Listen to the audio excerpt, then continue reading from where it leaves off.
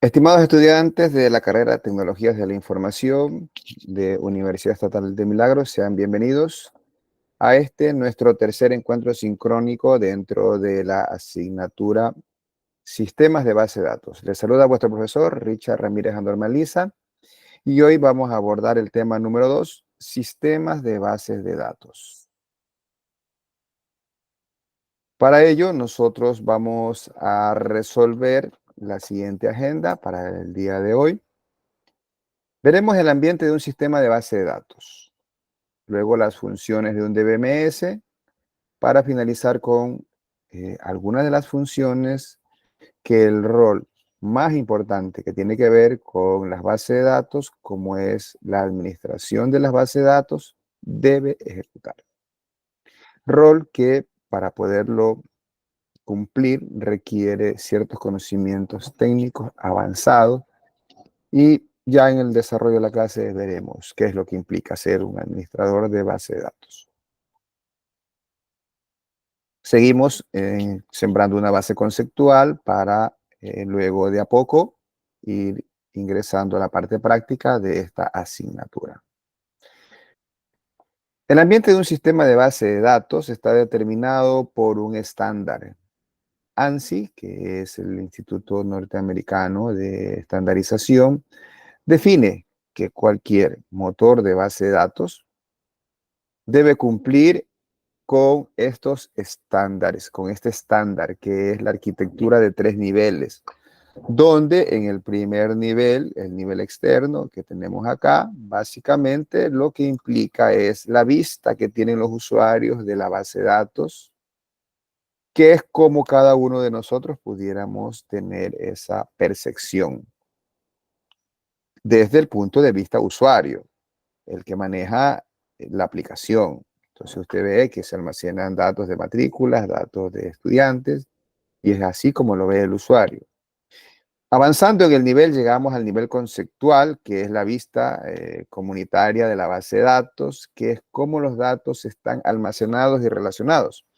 Aquí ya vamos hablando del esquema conceptual y es la representación de las entidades o tablas con las respectivas relaciones, claves primarias, foráneas, y es el modelamiento propio de la base de datos, que no necesariamente es como específicamente están de manera física, y la próxima sesión ya veremos una inducción a lo que es el modelamiento de base de datos.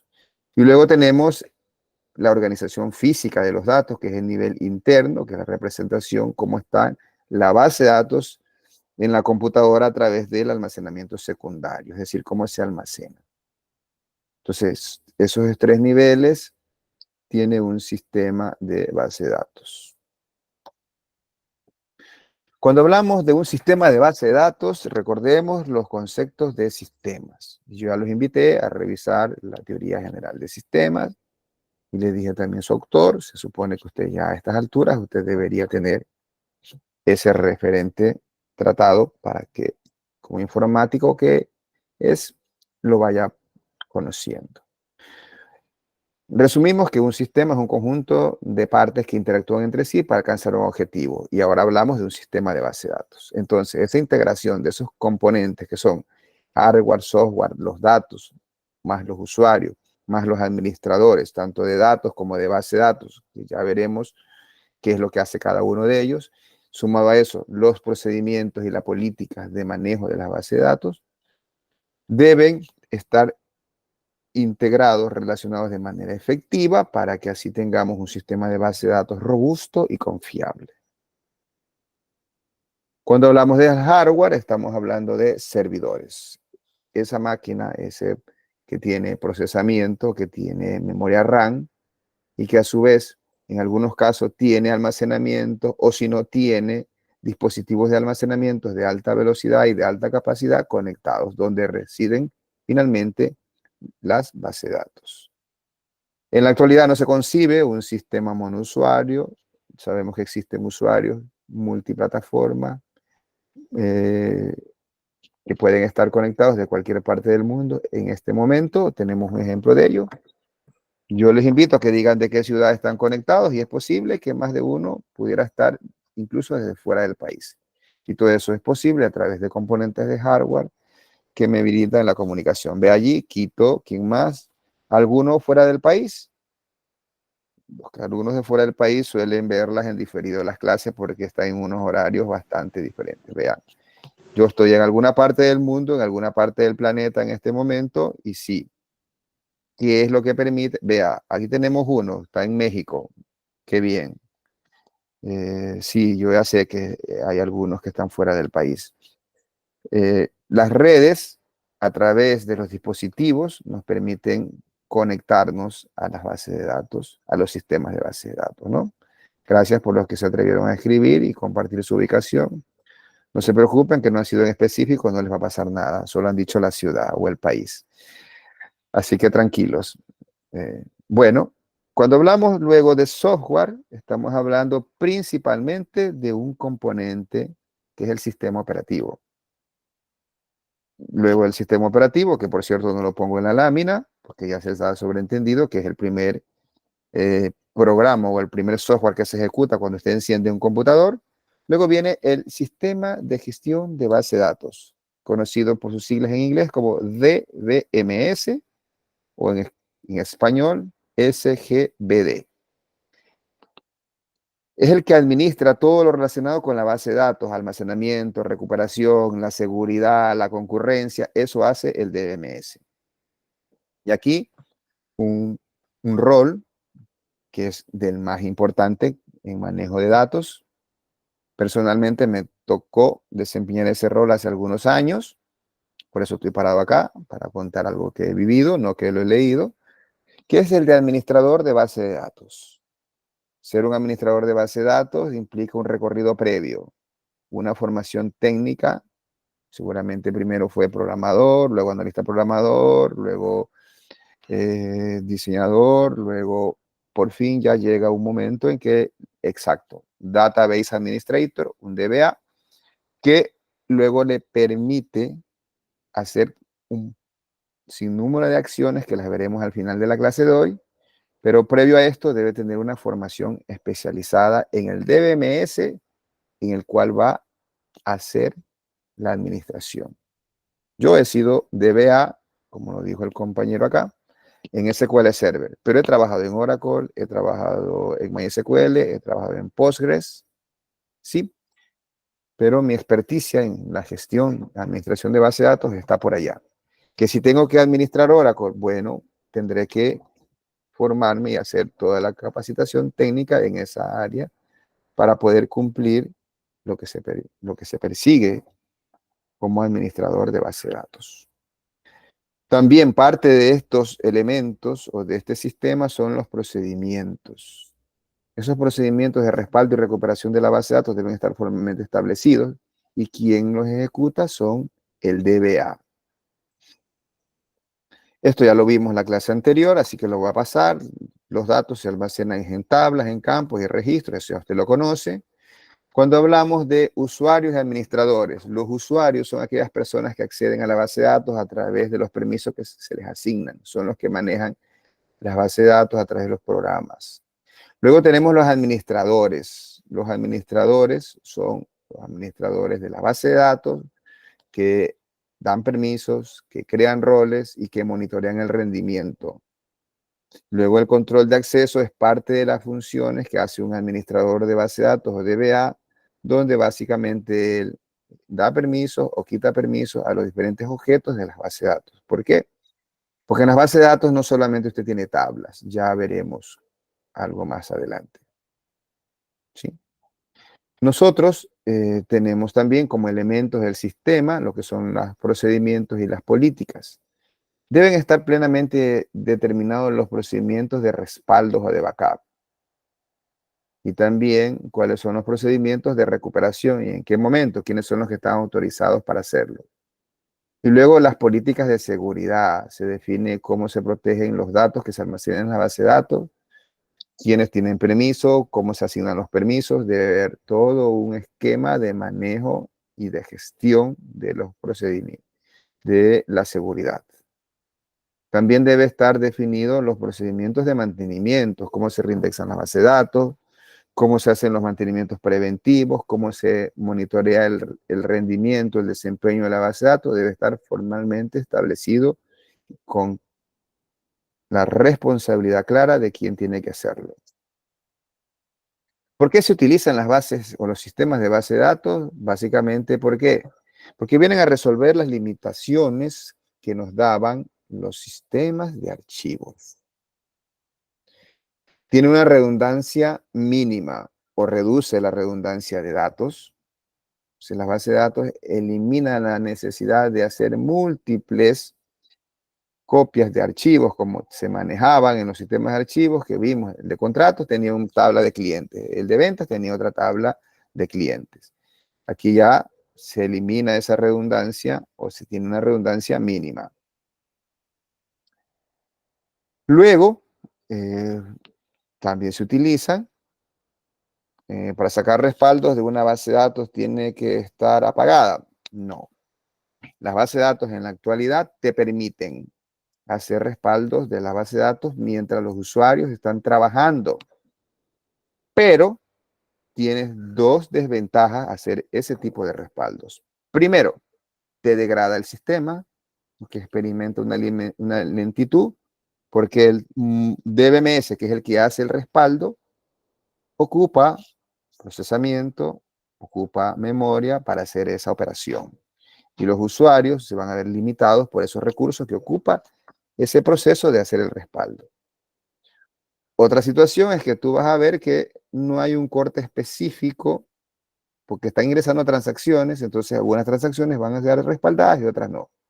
Lo ideal es que el procedimiento de respaldo, como está formalmente establecido, al menos yo, cuando era DBA, lo tenía programado en la madrugada. Era una empresa que en la madrugada no tenía operación o la operación era mínima, de tal forma que si hay un problema, yo recuperar ese respaldo, no voy a perder la transacción. Sí, se recomienda hacerlo los fines de semana o en horas no laborables, preferentemente en horas no laborables, porque pobre que te ocurra un error y tú respaldas solo semanalmente, se te pierde todo lo que has hecho entre semanas. Entonces, la recomendación es trabajar con respaldos al menos diarios, ¿sí? Inclusive cuando es muy crítico, se trabaja con replicación. ¿Qué es eso? Que todo lo que yo estoy trabajando en un servidor, tengo programada una replicación que pasa a otro servidor y en ese servidor que yo sé que no voy a tener afectación de usuarios, pudiera yo ahí respaldarlo de manera adecuada. Entonces, hay mecanismos. Entonces, eso tiene que estar formalmente establecido en los procedimientos de respaldo, porque tú no le puedes decir a los usuarios, por favor, salgan que voy a respaldar. No, ellos trabajan y así. Quien trabaja en la noche y está responsable de eso son los DBA. Que eso fue una de las cositas que no me gustó en su momento, que me tocó respaldar una base de datos porque se dañó y el sistema estuvo ejecutando varios procesos de control de los bloqueos hasta que se vayan a la casa.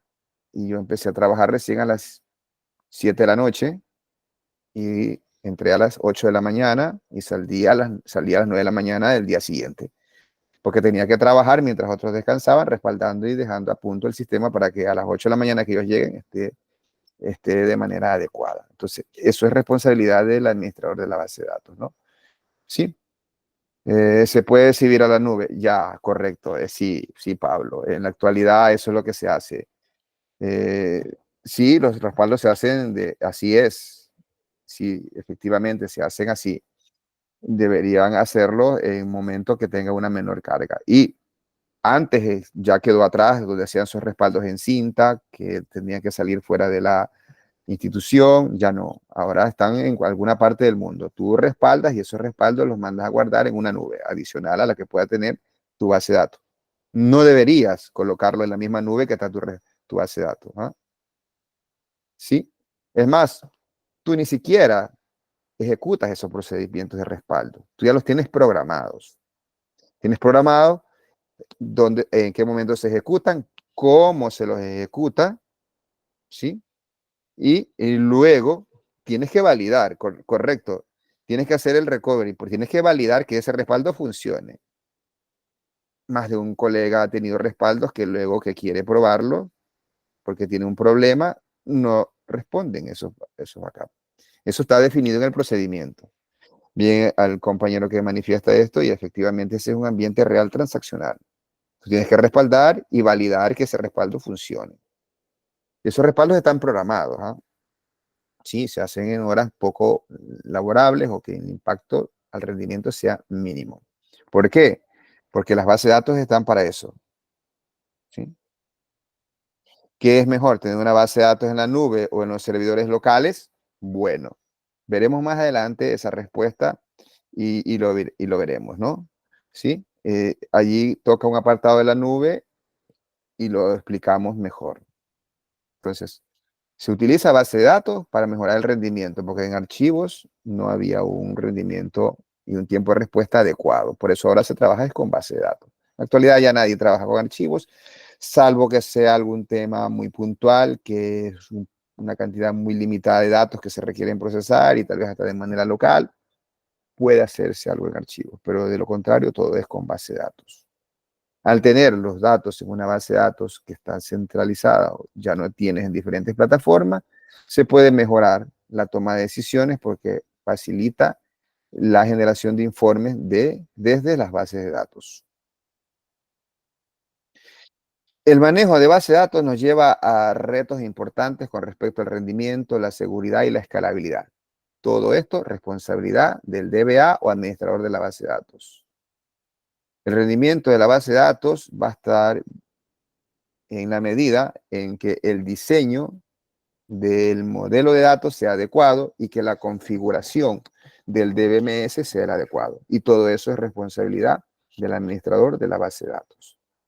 ¿Ok?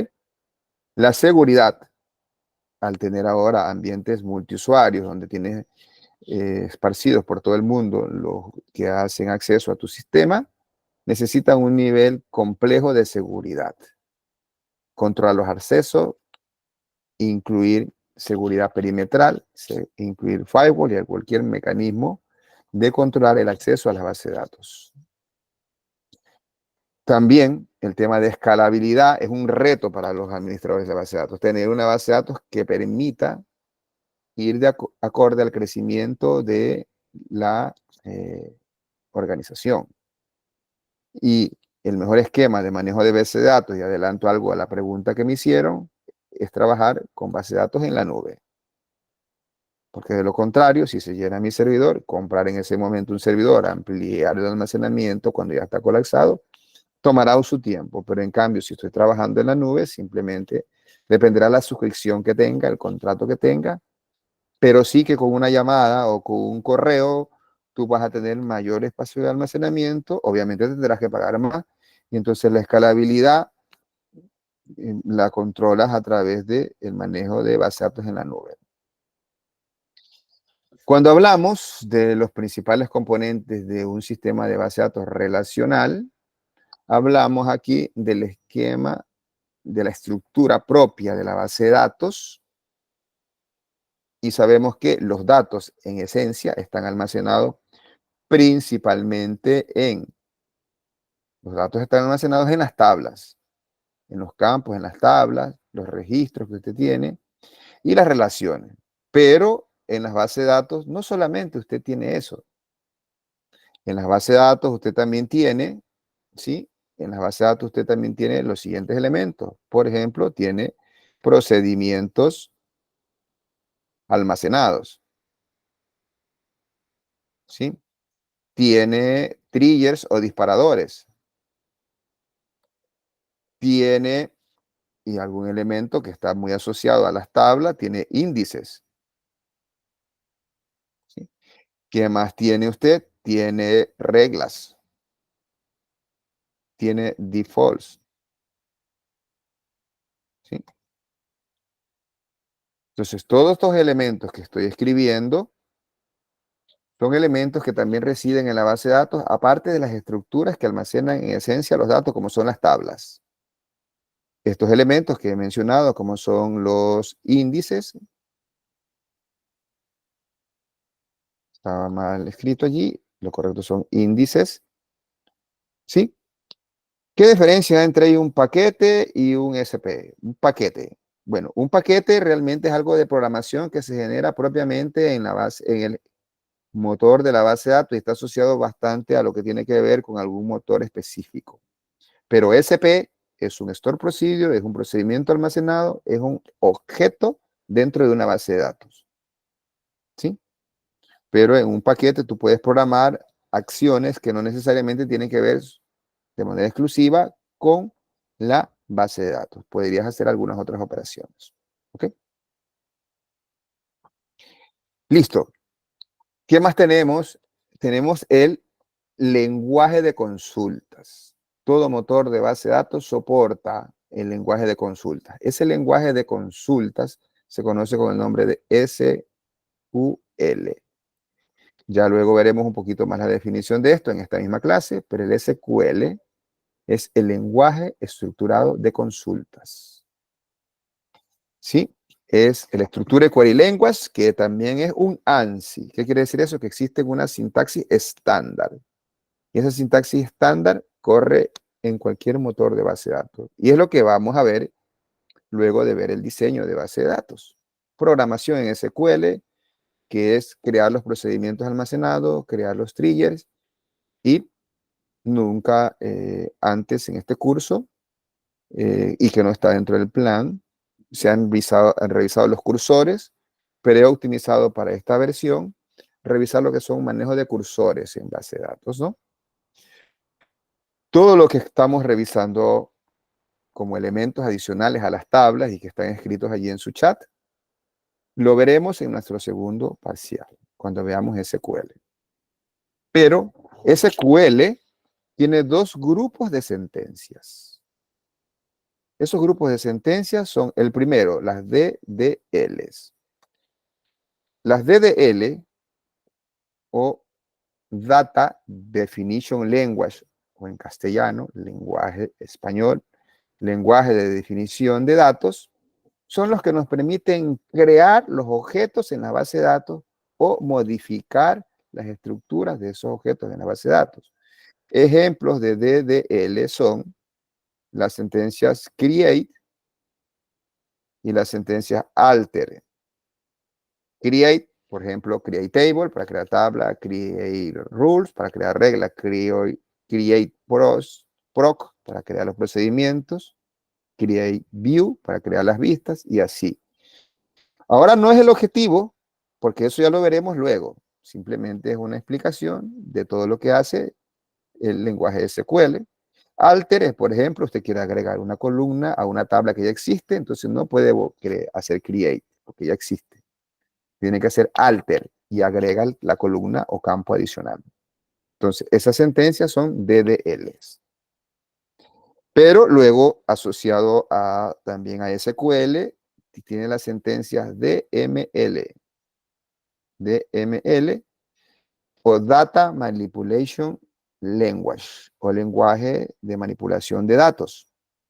Son más sentencias SQL y esas sentencias SQL, las DML no son muchas, ¿sí? Las DML son, primero, la de insert para insertar registros, la de update para actualizar registros y la de delete para borrar registros, aunque no modifican datos, también cae dentro de este grupo de sentencias la sentencia select.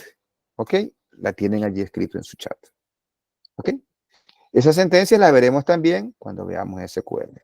¿Sí? Con toda su estructura básica y que le pueda funcionar en cualquier motor de base de datos. Un componente importante de la base de datos es el control y el manejo de la seguridad. ¿Sí? Drop es una sentencia. A ver, contéstamelo tú, Leonardo. Atrévete a darme la respuesta. ¿Dónde caería según la definición que yo he dado de DML y DDL? Drop, ¿dónde caería?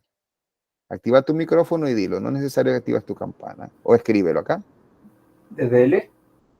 Perfecto, Leonardo. Estamos claros en la explicación. Quedo tranquilo, estoy explicando bien la clase. Ok, Sí, gracias. significa que estoy modificando estructuras. La sentencia drop es una sentencia DDL, porque maneja las estructuras y la definición de los objetos. Gracias por tu atención, Leonardo. Muy bien. Luego tenemos el esquema de la seguridad. El componente importantísimo en base de datos es garantizar que los usuarios tengan acceso solo para la operación que requieren. Entonces, los objetos deben tener acceso de los usuarios solamente que están autorizados y a ejecutar las sentencias que tienen permiso. Solo unos podrán hacer select, otros podrán hacer solo insert sobre ciertos objetos. Entonces, ¿eso cómo se hace? Es responsabilidad del administrador de la base de datos. Pero el administrador de base de datos tiene dos opciones para hacer esto. Una es en una consola gráfica muy intuitiva, fácil. Voy, clico en el de la derecha, coge el objeto, doy permiso, selecciono el usuario, así. Pero esa consola gráfica ocupa mucho recurso y no se levanta siempre. Entonces hay que aprenderlo, hacerlo de la manera rústica. Es decir, ensuciándose las manos, programando. Entonces, para ello usted tiene sentencias SQL también. Y para dar permisos, usted tiene la sentencia que se llama grant. Le he escrito en pantalla, en el chat. Grant, dice grant, select, insert, update, on, el nombre del objeto, la tabla, to, a tal usuario. Ya veremos eso. Es administración de base de datos eso. Es gestión de base de datos. Pero seguro vamos a tener un tiempo más adelante para explicar un poco el detalle de cómo dar permisos a través de la sentencia de programación en SQL. Y eso lo haces, si lo haces en Oracle, lo haces en cualquier otro motor. La sintaxis que te daré para eso te sirve para cualquier motor de base de datos. ¿Ok? Pero a veces tú quieres quitar permisos. Entonces, para quitar accesos, ¿sí? Tú lo haces a través de la sentencia revoke. Lo escribo aquí para que lo tengan claro. ¿Sí? Entonces, revoke quita permisos a los que ya antes le habrás dado y sabe que él ya no va a tener insert, solamente va a tener select. Bueno, así se hace también.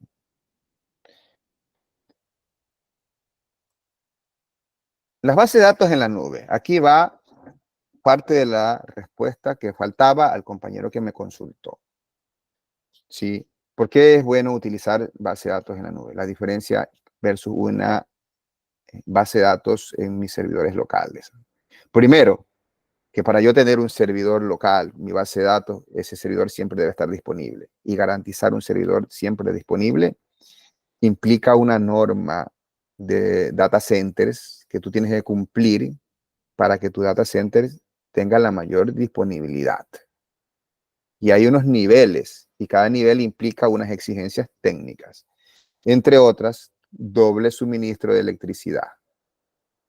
Se te va la energía pública, tú debes tener de cajón, todos tendrán un UPS que entra unos segundos y luego automáticamente disparar un generador para que te puedas suplir de electricidad, porque el UPS no es ilimitado. El generador tampoco, porque utilizará un combustible. Luego, entonces, si ya tienes resuelto eso, te tomaste la ventaja de tener ese data center. El data center, cuando tú lo ubicas, no es un acondicionador trivial como el que tengo aquí o como el que tienes tú. Es un acondicionador de una precisión un poco diferente y cuesta más. Ese data center, el cableado, no es que tú lo pones y va cable por cualquier lado. Se hace sobre un piso falso. Esos pisos tienen la ductería de aire, va un ducto de aire caliente, de aire frío y todo lo demás. Entonces, todas esas condiciones para construir un data center no son tan sencillas. ¿Qué más? Y si resuelves todo eso, necesitas también al menos una doble conexión a internet, porque se te cae un enlace y los usuarios están despiertos y quieren trabajar, hey, tú tienes que levantar el enlace de contingencia para que el servidor esté disponible. Entonces mejor no se complique la vida con eso. Yo como director de TI, sí que me gustaba mucho, creé algo de data center con lo que yo lo vi, ¿sí? Si se va la luz, ese es otro tema. Se queda sin energía, se te va a ir. estamos expuestos, y peor ahora, entonces tú debes tener un data center. Correcto, Juan José. Asociado a eso debes tener un sistema contra incendios, que no es cualquier cosa poner eso, tiene sus consideraciones. Entonces, que sí que los técnicos, nosotros que lo somos de la de TI, nosotros veíamos el data center, mi storage, yo quería verlo, yo me monté un data center, sí, pero ya luego, como autoridad, eso no es muy práctico. ¿Ah? Sí, lo práctico es trabajar en la nube y uno de los temas importantes, eso sí, los UPS tienes que dar mantenimiento, los UPS deben tener un mantenimiento, esas baterías se dañan porque se dañan, así las de los carros se dañan, las baterías de los UPS tienen una vida limitada. En la nube no tienes que poner eso se encarga otras personas. Tú pagas una suscripción mensual o anual sobre lo que tú tienes contratado y sencillamente ellos te resuelven eso. Ellos tienen, en efecto, doble suministro de electricidad, tienen generadores, tienen UPS, tienen todo lo que estoy mencionando en este momento para poderte garantizar la disponibilidad.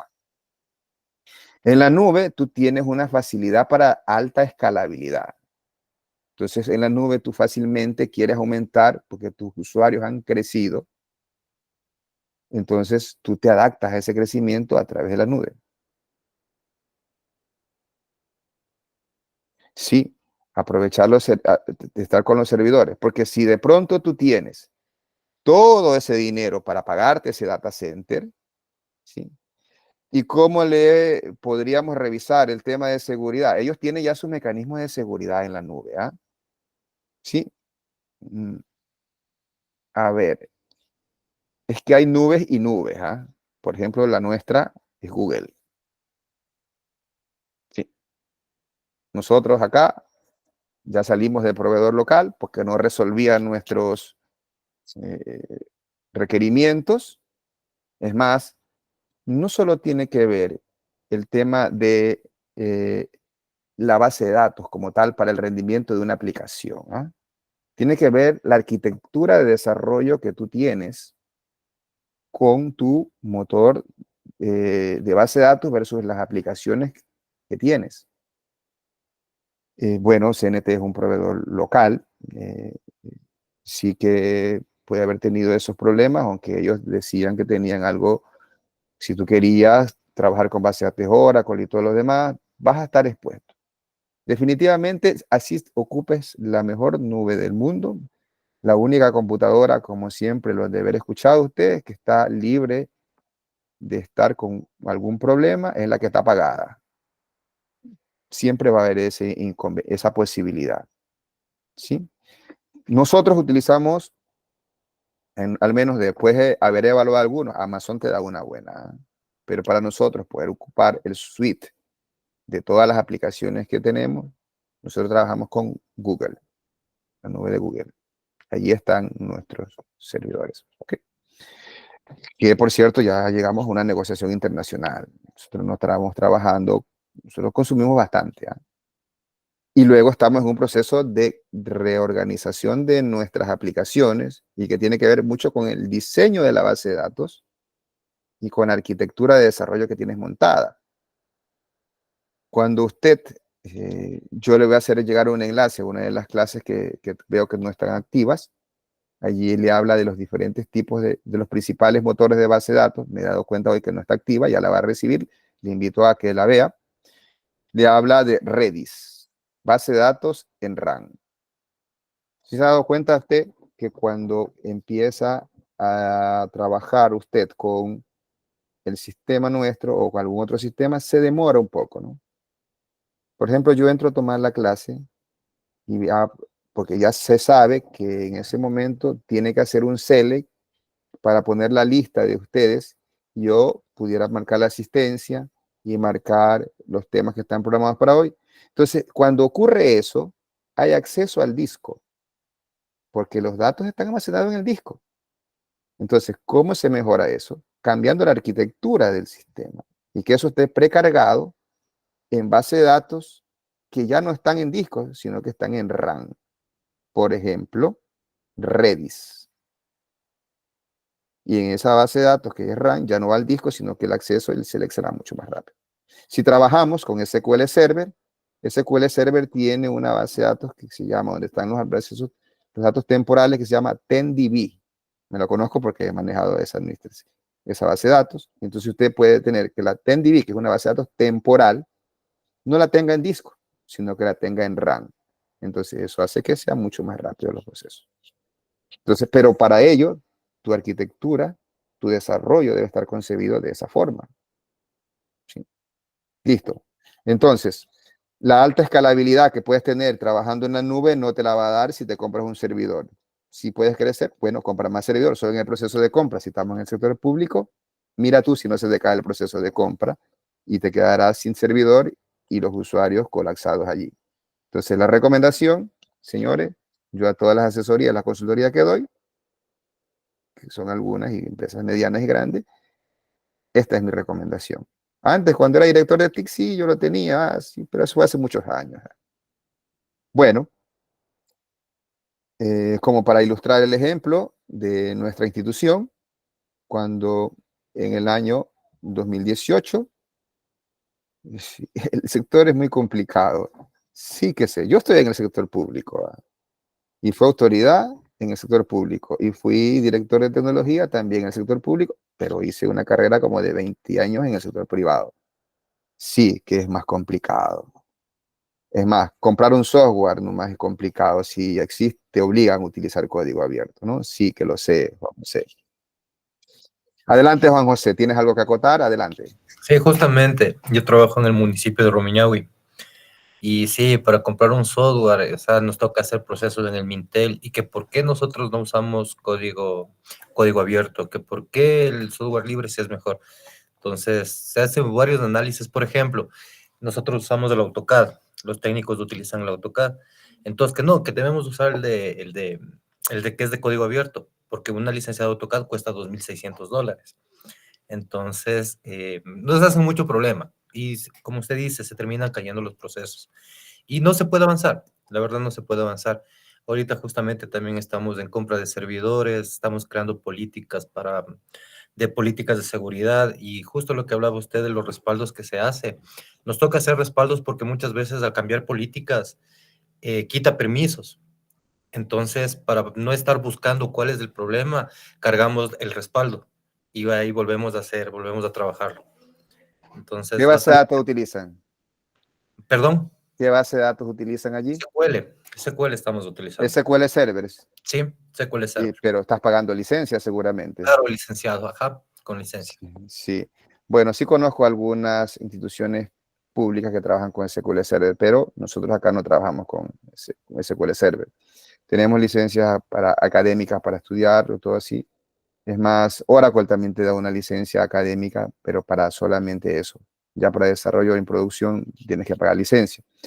Pero te digo que Postgres y MySQL te resuelve muy bien. Seguramente buscar una forma de utilizar ese licenciamiento, porque a veces somos así los técnicos y estamos perfilados y hemos sido formados para eso, para trabajar en esas herramientas, que generalmente son un poco más fáciles y se tienen soluciones a los problemas de manera más directa. En cambio, los otros tendrás que buscarla tú, a menos que pague una suscripción para que te den el respectivo soporte. Sí, gracias por tu acotación, Juan José. Con el tema de escalabilidad les hago un siguiente esquema. Mire, en el año 2018 nosotros éramos 5.400 estudiantes. Teníamos 5.400 estudiantes. Cuando me toca impulsar el desarrollo de las carreras en línea, fueron de 10.000, 16.000, 15.000 y entrego un periodo de gestión. Si alguno de ustedes, que sé que andan mucho en las redes sociales, ahí está colgado mi informe de gestión en mi perfil, lo tengo público, al menos este discurso. Cerramos con 32.000 estudiantes. En la actualidad, eso fue en febrero del 2022. En la actualidad, nosotros ya estamos alrededor de 70.000 estudiantes. ¿Ah? Y somos la universidad que tiene mayor cantidad de estudiantes en posgrado, perdón. Sí, ahora mismo ha sido noticia los miles de maestrantes, de máster que estamos producto de la gran cantidad de programas en modalidad virtual que hemos impulsado acá. Entonces, si sumamos todo eso, más los que están en el proceso de admisión, nuestro sistema está soportando ya alrededor de 100.000 usuarios. Estamos a poco de superar a la universidad más grande del Ecuador. A ver, que con todos nuestros estudiantes de grado y posgrado ya lo pasamos. Pero en grado, todavía la universidad más grande del Ecuador tiene una ligera población más grande que la nuestra. Nosotros, eso sí, tenemos un esquema balanceado donde está casi mitad por mitad, presencial con virtual. Tal vez un poquito más de la virtualidad. Por eso es que tengo aquí.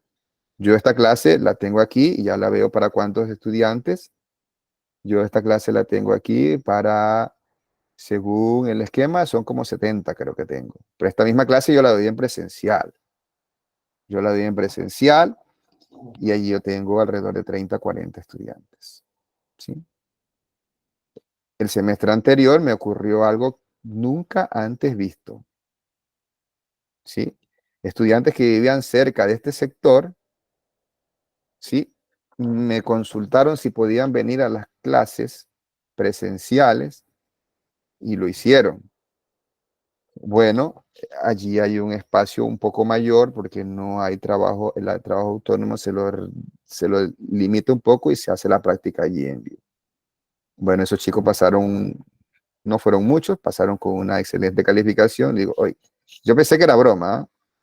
Y se vinieron algunos. Principalmente fueron de Durán, de Guayaquil, creo que de Babahoyo, algo así cerca. Sí, vinieron. Y tenía un curso donde no habían muchos, entonces había ese espacio. Porque yo doy esta misma asignatura en presencial también, en la carrera de software. Entonces, si ven que la escalabilidad estaría dada siempre y cuando trabaje en la nube. Y si no, Juan José, tendrás que comprar más servidores. ¿Eh? Listo. Cualquier consulta también, me escribes por interno o me envías un correo y podemos estar hablando allí también. Que eso ya, el único que puede tener pluriempleo, tú que estás en el sector público, debes saber que es el docente universitario. A las órdenes, sin costo, ¿ah? Tranquilo, ya si hay algo más, más puntual, ya allí tendríamos que evaluarlo. Pero sí he hecho algunas, no, tranquilo. Él va a aprender algo acá en este curso y más en el curso que viene luego. Entonces,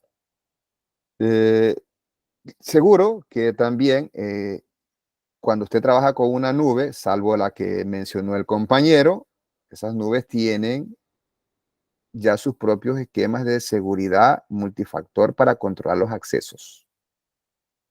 ¿Sí? ¿Qué ocurre? Que si yo tengo mi servidor, como se está complicando la vida a Juan José, él tendrá que hacer todo ese esquema de seguridad, montar firewall y montar seguridad perimetral y todo lo demás, pero esa es cuestión ya de Juan José. Le estamos diciendo que no lo haga, pero ya no es decisión de él. Seguramente serán autoridades que están allí. Bueno, tendrás que montar todo eso, Juan José. Listo. Entonces, cuando hablamos de trabajar en la nube, también tenemos una eficiencia en la base de datos que permite a los usuarios acceder desde cualquier parte y en cualquier momento, porque ellos van a garantizar la disponibilidad de ese servicio, porque para eso cobran. ¿Sí? Y yo les pongo un ejemplo. Nosotros cuando empezamos el proceso de educación en línea necesitábamos poner un data center que era alrededor de 2 o 3 millones de dólares. Y nosotros terminamos pagando de esos otros 2 o 3 millones de dólares que si los tienes los puedes usar. Y compra en el sector público ese data center. Te demorarás mucho tiempo. ¿Eh? Y si de casualidad ya lo hiciste, luego viene algo más complejo. ¿Quién te maneja ese data center? Las personas más complicadas y cuadradas del mundo. ¿Quiénes? Nosotros, los de sistema. Sí, así se nos ve, que dice que nosotros somos complicados. Y sí que a veces nos hemos puesto así, de esa forma, ¿no? Ok. Usted tiene 3 data centers. Uy, wow. Debe tener un montón de gente trabajando allí, ¿ah? Sí, Master, tenemos 3 data centers. Uno en el municipio, el centralizado. Tenemos uno en el área de movilidad y transporte y otro en la área de de aseo, Oh, recolección ya. de desechos sólidos y eso. Entonces sí, tenemos, la verdad, nosotros en mi dirección somos 20 personas. 20 personas, es Ajá, bastante, ¿ah? sí, Bastante y personas. los ¿Y dos sobre plásticos, qué, en qué perdón. plataforma están desarrolladas tus aplicaciones? Bueno, yo no las desarrollo, sí, yo más Claro, lo yo que sé. ajá, no sabría decirle exactamente, pero ellos, mis compañeros de desarrollo trabajan en Android, en Java, trabajan en, no recuerdo el otro, hay un nombre medio especial que me dieron el otro día, no recuerdo muy bien, pero en eso es lo que ellos trabajan sus sistemas, Sí, ¿ya? si es base de datos SQL Server, es muy probable que estén trabajando en .NET. Exacto, Eh, punto .NET, Bueno, exactamente. yo hice toda la carrera Microsoft, por cierto, de certificación y yo trabajé bastante en ese tiempo, en esa plataforma, por eso conozco, porque significa que son familias, entonces van a trabajar por allá, también Java si te puedes conectar a cualquiera y por allí va. Es que toda mi vida he sido desarrollador y luego pasado a lo que es el manejo de base de datos. Entonces, por eso te puede atinar eso. También ahora mismo asesoro una institución que tiene exactamente lo que tú me acabas de decir. ¿Sí? Bueno, hay que pagar licencia para ello. Si lo tienen, bueno, bienvenido, porque sí que es un poquito interesante y más, es un poco sencillo de desarrollar en ese esquema, ¿no? ¿Ok? Bueno, vamos a ver ahora las funciones de un DBMS, ¿sí? Recordemos que ese es un software, el DBMS es un software que se encarga de la gestión eficiente y segura de toda la base de datos. Para ello, nosotros vamos a explicar en este momento lo que son ciertos componentes adicionales que debe tener un DBMS cuando trabaja con los datos puntualmente. Y es así que tenemos, por un lado, los usuarios o la gente que maneja la base de datos, y lo estoy señalando acá, y tenemos los programadores que generan sus programas de aplicación, en este caso los compañeros de Juan que trabajan y desarrollan en .NET, en Java. Sí, listo, está perfecto eso. Y que por cierto, también trabajo y he trabajado con algunos otros elementos de desarrollo, como son las herramientas Case, y yo le puedo sugerir allí más de uno, más de una empresa trabaja en este esquema. ¿Qué es una herramienta Case? Una herramienta Case, le escribo para que lo busquen aquí en la web, ¿sí? ¿Sí? Es, al español, es diseño asistido, creación de software por computadoras. Trabajan con inteligencia artificial y lo que hacen es generar programas. En ese esquema, lo más importante es ser un analista y ser el diseñador de la aplicación.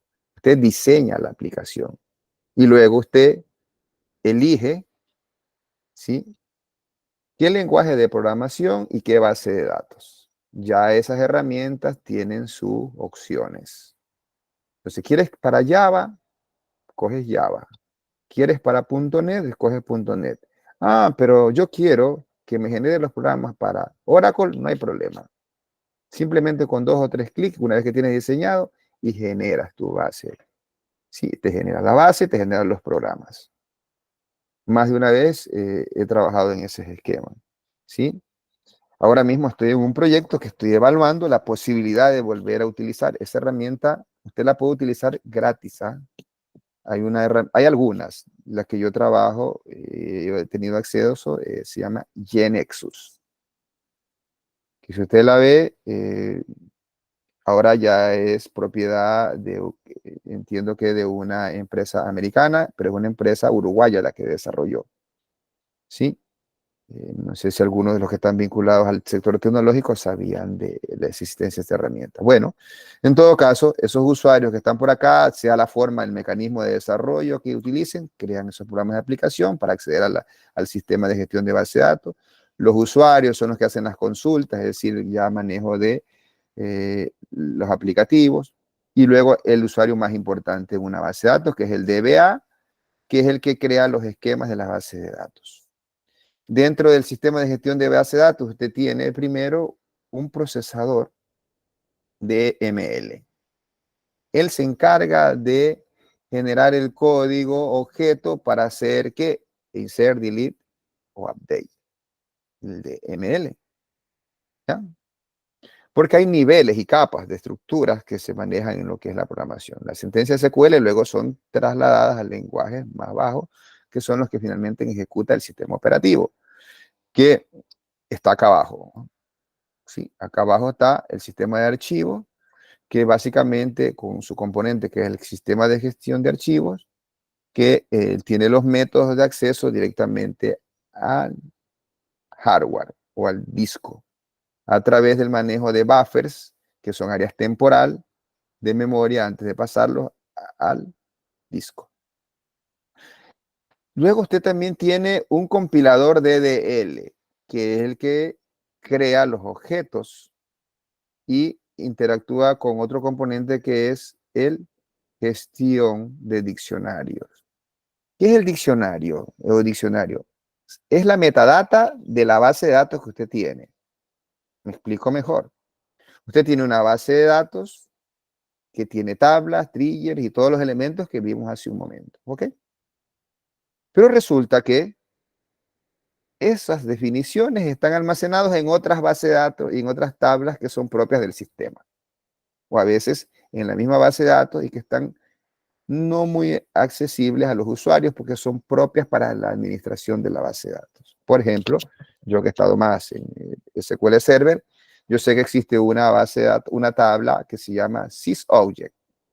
En toda base de datos existe una tabla, pero usted no crea esa sysobject. Esa tabla es una tabla del sistema que almacena todos los objetos que tienen esa base de datos. Entonces, eso constituye el diccionario de datos. ¿Ok? Y también hay el procesador de consultas y que viene acá con el gestor de la base de datos que interactúan para acceder y dar operación directamente al sistema operativo sobre lo que tiene que trabajar de acceder, sea de lectura o de escritura, al disco. Cuando hablamos de la definición de datos, primero tiene usted un esquema lógico, luego usted tiene un modelo de datos y tiene una estructura de datos.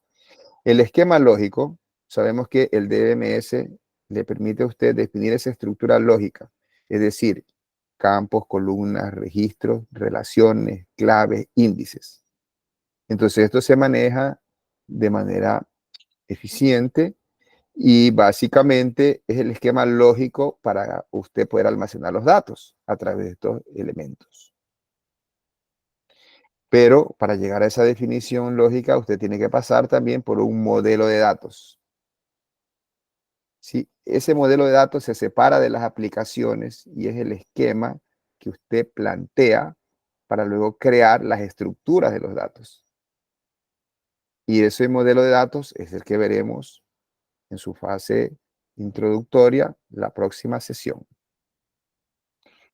Las estructuras de datos básicamente ya son los tipos de datos, las columnas, cómo están definidos, de manera que usted pueda almacenar los datos. ¿Sí?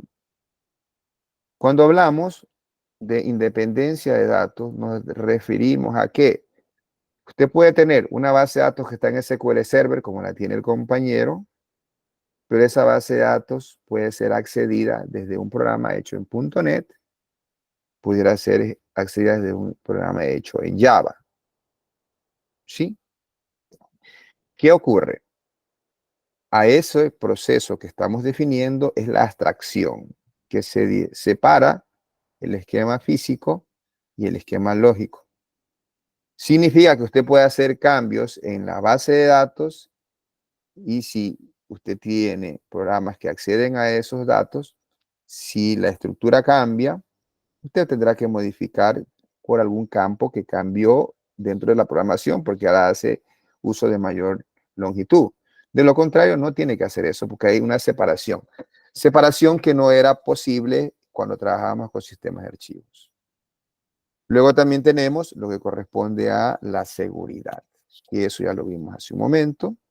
Y también hablamos de la eficiencia en el manejo de los datos, que también hemos mencionado acá. Lo importante aquí es la abstracción, que se refiere a que me abstraigo, me separo de los datos y yo los puedo acceder desde cualquier lenguaje de programación.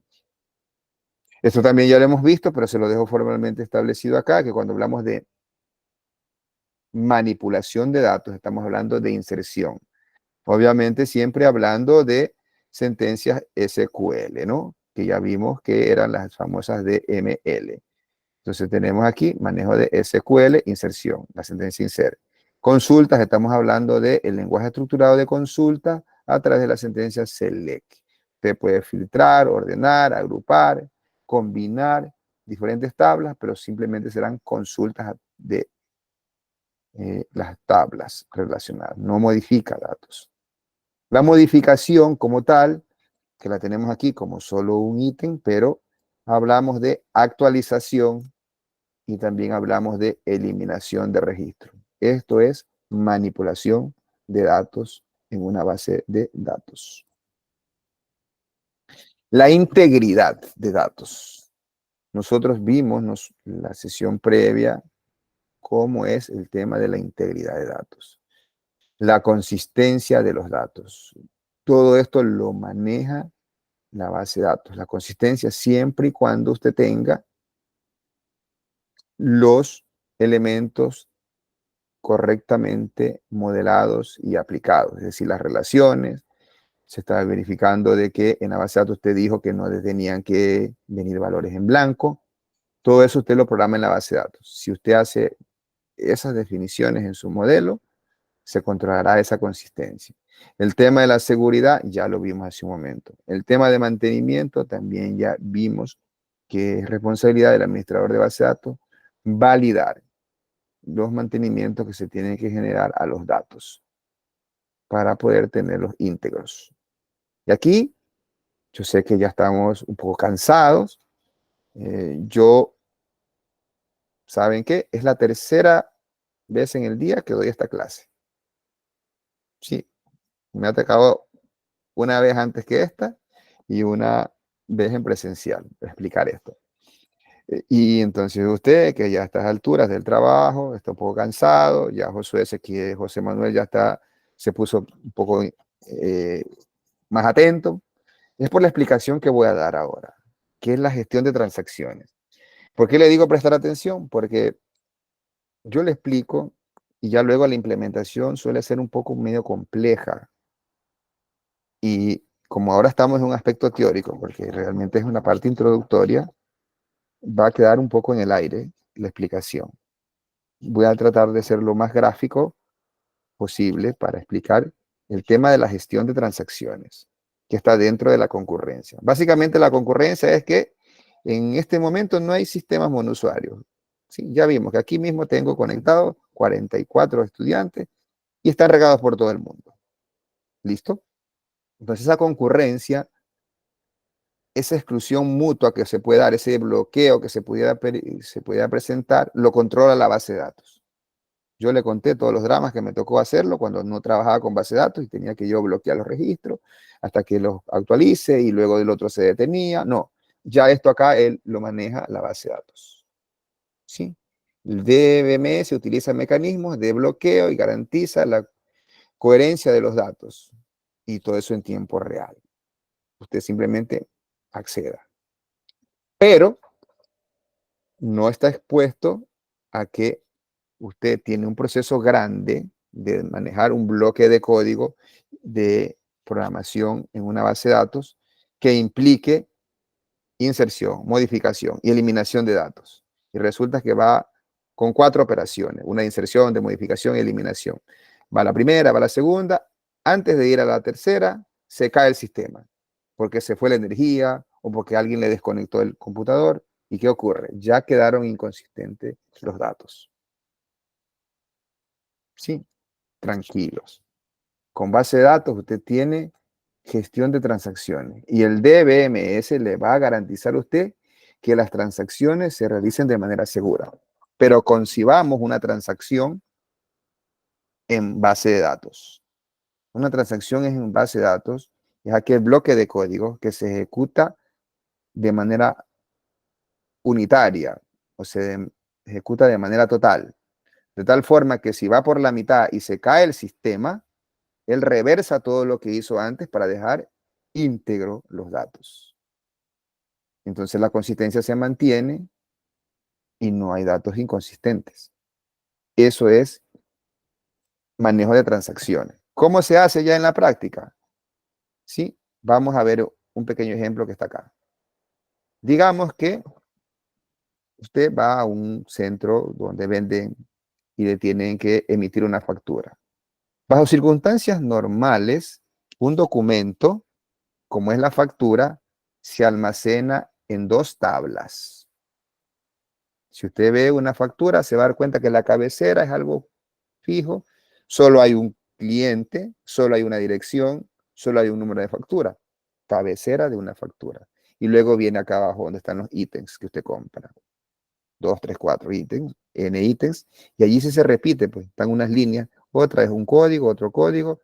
Entonces, ya cuando usted quiere almacenar eso en una base de datos, cualquier documento, como una factura, tiene que almacenarlo en 2 tablas, al menos 2 tablas. Porque ya luego, cuando es un ambiente mucho más complejo, que trabaja con cuentas por pagar o cuentas por cobrar, según sea el caso, tiene que trabajarlo en 3, porque esa factura no está pagada, va a registrarse en un lugar y una cuenta. Pero no nos compliquemos ahora. Ya tocará a usted hacer algunos sistemas de ellos o modificar alguno de ellos. Entonces, en este momento solo queremos facturar un sistema sencillito donde tenemos que ingresar los datos en la cabecera de factura y luego los detalles de la factura, donde va el código y la cantidad y el precio, en 2 tablas. Pero hey, usted vendió, tiene que actualizar el inventario. Ya vendió 5 y habían 10, tiene que modificar. Entonces actualiza el inventario en existencia, viene y corrige. Entonces resulta que puede ser que usted cuando tenga que grabar esta factura, se ejecuta esta sentencia, luego se ejecuta la de acá y llega para acá y se cayó el sistema. No se ejecutó eso. Quedó una factura emitida y el inventario quedó con un saldo que ya no tiene. Para evitar eso, se deja todo esto como está en estas llaves, se define eso como una transacción. Aquí al inicio se pone begin transaction y acá se pone commit transaction para decir que eso, ese bloque de código, esas 3 sentencias que ahora están en pseudocódigo, se ejecutan de una sola.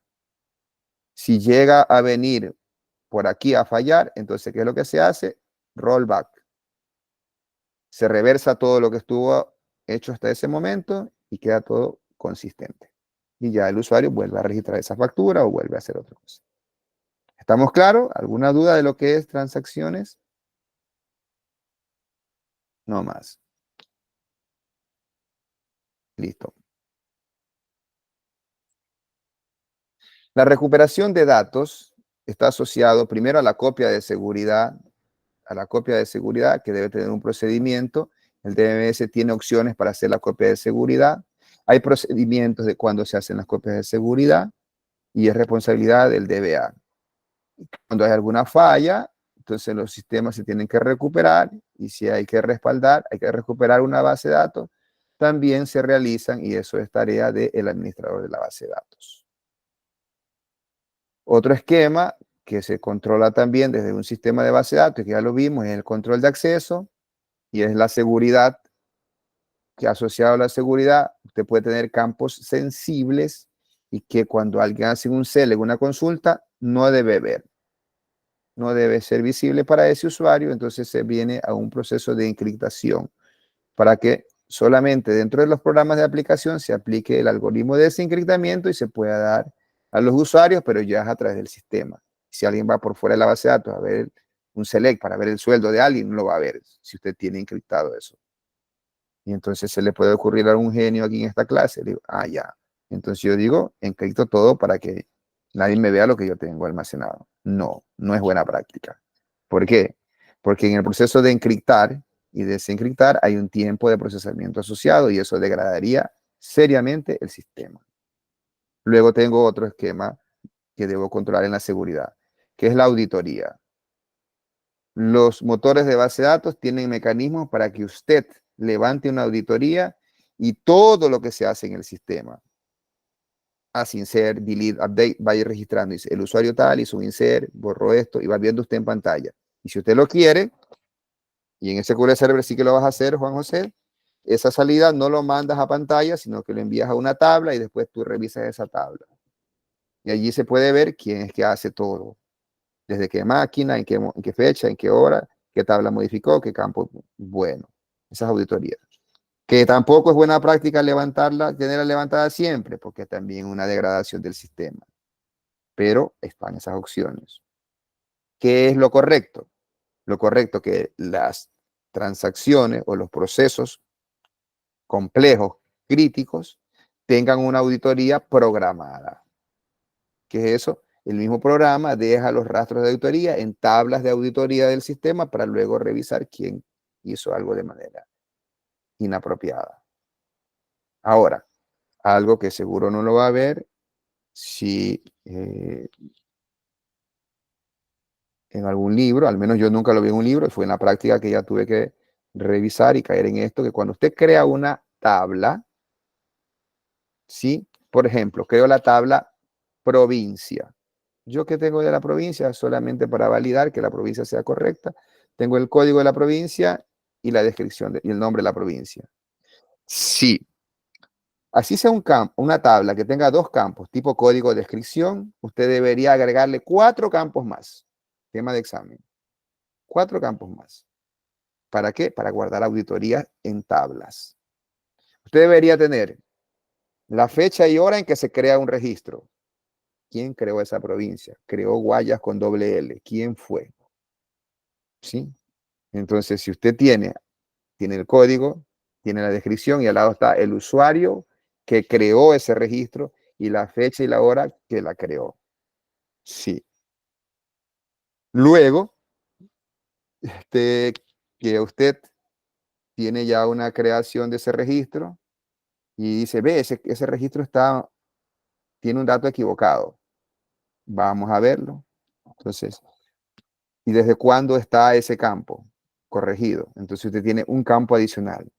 Usuario de última modificación y usuario y fecha y hora de última modificación. Yo sugiero eso y que a veces esos campos nos van a servir para auditoría. Ya situaciones más complejas, usted pudiera hacer que guardes el contenido antes, el contenido después, en las tablas de auditoría, se pueden hacer. ¿Sí? Obviamente sí, se guarda la IP, correcto, se guarda también la IP desde donde se hace. ¿Sí? Muy bien. La administración de datos es un rol que al menos yo en pocas empresas lo he visto. Yo he estado en una donde sí se creó este rol y se le asignan responsabilidades como monitorear el desempeño del DBMS o del sistema, más que del DBMS, del sistema. La creación de los permisos, pero no a través de las herramientas propias de programación en base de datos, sino que le desarrollan opciones para que cree usuarios, cree los perfiles, les dé permiso. Y esa persona que es administrador de datos tiene una visión global del negocio. No es técnico. Él todo esto lo hace a través de opciones del sistema. Y más o menos es con la finalidad de deslindar cuestiones rutinarias que no son muy técnicas del administrador de base de datos hacia esta persona o hacia este rol.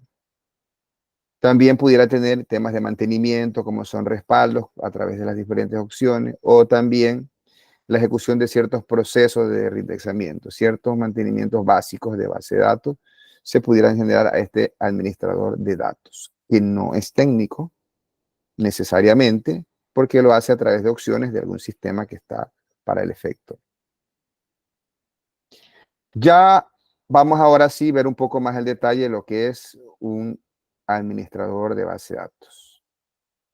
Todas las actividades asociadas con la operación, configuración, mantenimiento del sistema de gestión de base de datos son responsabilidad del DBA.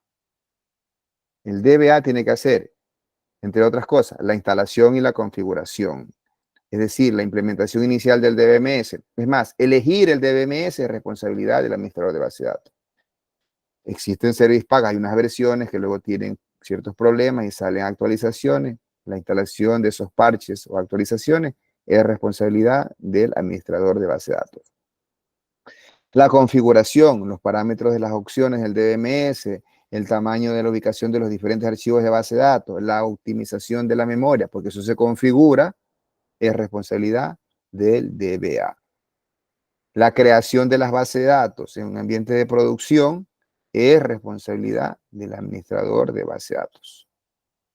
Él también crea las tablas, los índices, los procedimientos almacenados, según lo que se requiere el sistema como objetos de base de datos para su funcionamiento. Él los crea. El tema de seguridad y actualizaciones, el manejo de las cuentas de los usuarios, los diferentes roles, la asignación de los permisos, el control de los accesos a los objetos de la base de datos, es responsabilidad del DBA. Las copias de seguridad, ya sea que estén programadas, validadas antes de sacarlas a la nube, o la recuperación cuando hay un error a través de la restauración ante algún desastre, es responsabilidad del DBA. Monitorear el rendimiento del DMS y ver que si está lento, saber cuál es el proceso que se está demorado, eliminarlo ese proceso, es responsabilidad del administrador de la base de datos. Revisar las estadísticas, revisar los índices, crear índices para que se mejoren los accesos, revisar la carga del sistema para mejorar el rendimiento, es actividad del DBA. La replicación, con la finalidad de tener una alta disponibilidad. Usted tiene este servidor que tiene que estar replicado en la China o alguna parte del mundo, esa configuración la realiza el DBA. La actualización de migraciones, cuando ya sale una base de datos con una versión, pasan los años y sale una nueva versión. Ese cambio de versión tiene que hacerlo el DBA. O la consolidación de bases de datos que están en diferentes servidores, también es responsabilidad del DBA. Y cualquier problema que tenga que ver con los sistemas y el rendimiento de la base de datos, deberá resolverlo el DBA. Entonces él está en constante investigación y contacto con el proveedor de la base de datos para corregir esos errores de la base de datos. Ok, y de esta forma hemos llegado a nuestra fase final de la clase del día de hoy. Y ahora sí, quisiera saber si existen alguna inquietud, alguna consulta, alguna duda. No, Master, todo está claro. Perfecto. Entonces, agradezco su atención y a partir de ahora, esta clase se convierte en un recurso más de aprendizaje para nuestro semestre en sistemas de base de datos. Muy buenas noches. Muchas gracias, Master. Igual manera una buena noche. Buenas noches, Master. Muchas gracias, ingeniero.